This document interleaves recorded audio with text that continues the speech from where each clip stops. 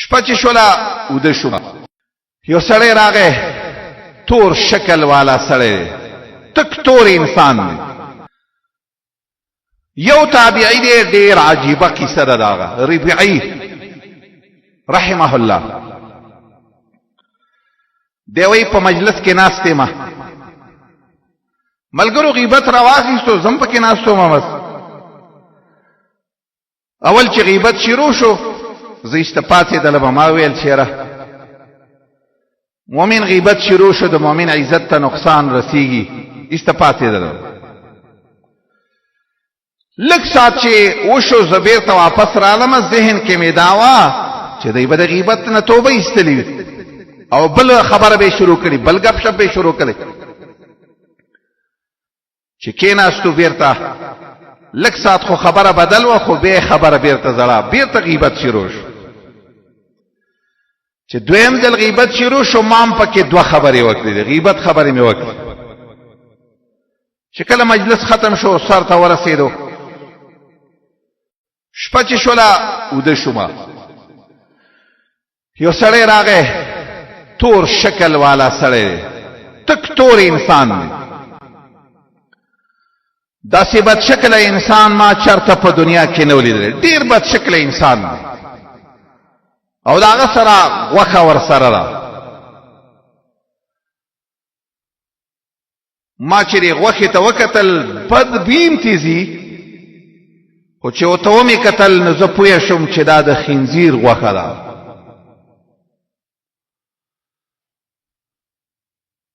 ما ته دا سړی وایي دا غوښه وخوره. ما ورته ویلي چې زه خو مؤمن یم، زه مسلمان یم، په ما باندې خو دا غوښه حرامه ده، څنګه یې وخورم؟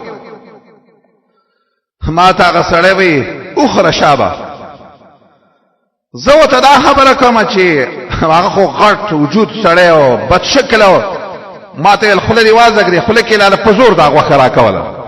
ما ډیر کوشش کاوه چې نه وخورم، هغه ډیر زور په دې لګاو چې وخوره شابه. اخر چې ډیر زور یې ولګاو، چې څومره زما د خولې ته دا غوښه رانه ایستله، ما له الټۍ رالې، ډیر زور د وجې نه. چې زه رایق شوم، په دغه حال کې وایي د خوب نه رایق شوم. چې رایق شوم، زما د دې خولې نه دا تابعي په خپله وایي، زما د دې خولې نه د خنزیر د غوښو بدبوی را روانه شوه.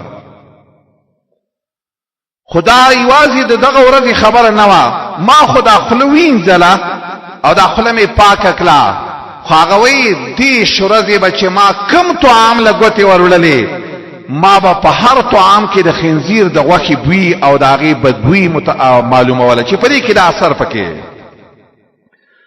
دا خبره والله دې تابعي خو داسې خبره کړې ده چې دا ګنې د خنزیر غوښه ده.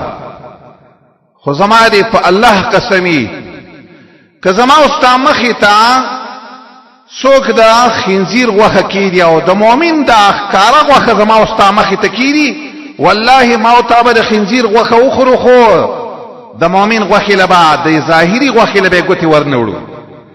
دا یاد وساته مؤمنه، ځان ته چې مؤمن وې او په ژبه باندې مؤمن او په زړه کې د ایمان نشته، د نن وروسته د رب العالمین سره دا یو لوز وکړه چې الله داسې خطرناکه ګناه چې د دې ګناه نه خو آینده لپاره که زه مرم هم داسې سوچ وکړه چې د دې ګناه نه خو به ځکه رب العالمین د دې واقعي دا قصه چې کله کوي، دا د غیبت خبره چې کله کوي، رب العالمین یو ناشنا خبره کوي.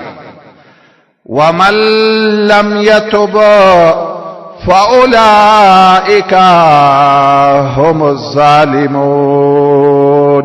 کتوبه نو باسی یک کامل ظالمات، تا ته خبر موشله ته بیا هم توبه نو باسی.